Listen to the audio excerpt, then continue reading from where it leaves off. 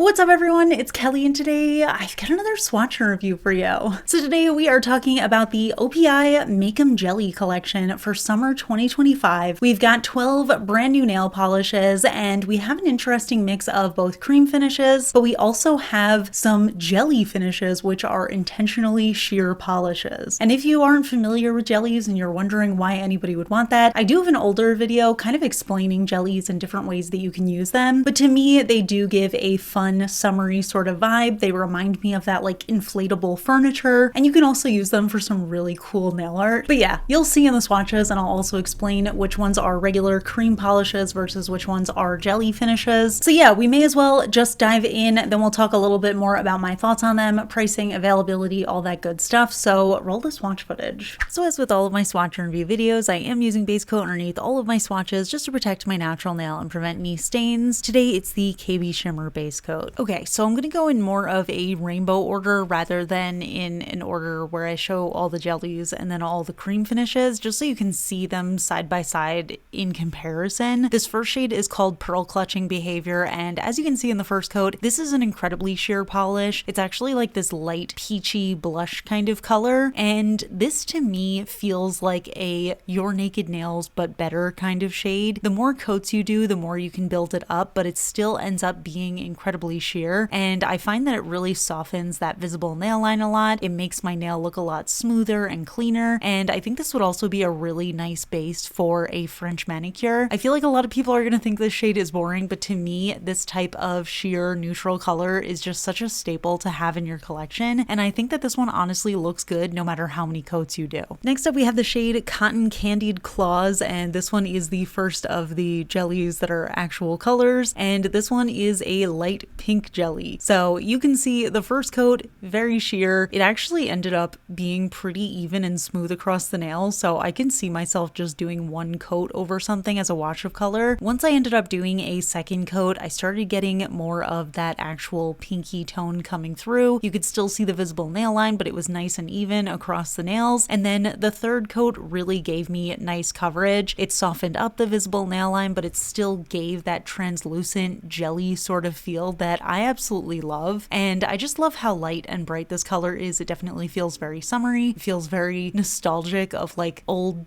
jelly furniture kind of vibes to me, and I think it's really cute. Next up we have the shade Drive Em Magenta. This is actually one of the cream finishes of the collection, and this one's kind of a misnomer. I wouldn't necessarily describe this as a magenta. I feel like it's more of a hot pink kind of shade, and it definitely has some really nice opacity. It applies almost like a neon color, but it does dry to be slightly deeper, and I will say on application I didn't find it to be very even, but it is self-leveling, so as the polish dries it kind of smooths itself out over the nails, which is really nice for people who are beginners or people who maybe aren't as perfect with their application. So I always appreciate a self-leveling polish, and OPI tends to do those pretty often, so I always like that. Next up we have the shade Blushin Pride, and this one in the bottle looked like a very pinky tone shade to me, but once I started applying it on my nails I felt like it got a lot warmer, and that might be because I have a very warm undertone, but this one on my nails looked like a really beautiful coral kind of shade, and this one was an interesting formula. I felt like it was somewhere between being a cream and being a jelly, so it was kind of half sheer, half opaque enough, but I ended up getting full enough coverage in 2 coats, and I did cover up my visible nail line, but there was still something about it that kind of had that jelly-like feel, and honestly I think this is a really gorgeous summer red color. And then we have the shade Make Em Jelly, which this one actually looks pretty red in the bottle, but I feel like this is the jelly counterpart to Blushin Pride, so you'll see once I apply it to full coverage how it differs from a cream sort of finish. So again, when I started applying it I felt like it was definitely a little bit sheer. Some areas felt a little bit patchier than others, but I feel like in 2 coats it still ended up giving me that fun sort of jelly look. 3 coats is the perfect amount for me when it comes to sheer jellies. I feel like that's just the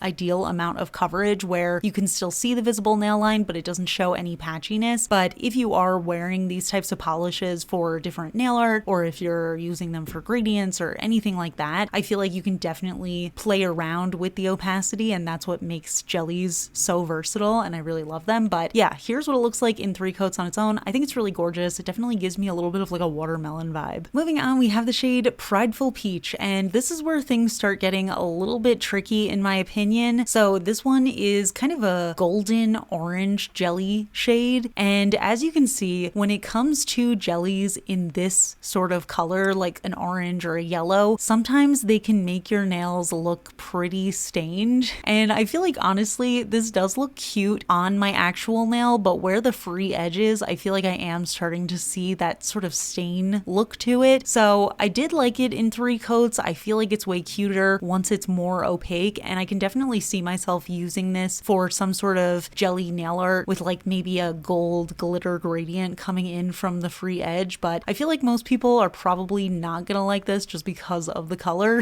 It might depend on your undertone though. Then we have the shade Daffodil Duck Walk, and this one is one of the cream finishes, but again, I felt like this one kind of sat somewhere between being a cream finish and being a jelly, so sort of in that crelly realm. And to me, that was kind of a disappointment because it almost felt like the brand couldn't decide if they wanted this to be a sheer or if they wanted this to be more opaque. I tried my best. I showed it in 2 coats first, and I felt like it was just a little bit patchy, but once I did it in 3 coats, I felt like it still gave me that patchy sort of look. It's a really gorgeous yellow. I love how bright it is, and it almost has that sort of white undertone to it, but I just felt like the opacity wasn't quite there, and my nails are very short, so if your nails are any longer than this, you probably need even more coats. Then we have the shade Pose-in Ivy, and this one, honestly, I fell in love with instantly, but this is another shade that I have a feeling people are maybe not gonna love as much as me. So we have this really beautiful, slightly cool toned forest green jelly, and as you can see, it is very sheer, but it doesn't have any sort of patchiness, so it applies really smoothly on the nail, and I honestly think this is stunning. I really think it's pretty on its own. There's just something about it that looks sort of surreal to me, but again, I just feel like jellies like this, I can already imagine the different nail art looks that I could do with it, so that always makes me excited. But this one just on its own I think is really pretty. If you have a fairly even visible nail line, then I think that this shade is good, but it definitely is on the more sheer side when it comes to jellies, so if your visible nail line is a little bit wonky, you might not like it as much. Then we have the shade Blew Them All Away, and this one is an absolutely stunning cream finish. It's sort of this sky blue color, but it almost has a hint of a periwinkle vibe to it, and this one was perfect 2 coat coverage. I instantly fell in love with this color. It's so summery and bright. It almost feels like a neon on the nails, and it applied just so smoothly and evenly. Again, very self-leveling. It reminded me of one of their older shades, Rich Girls and Po' Boys, I think it was called, but I have to pull them out and do a little comparison because I'm not sure how close they actually are. This is just from memory,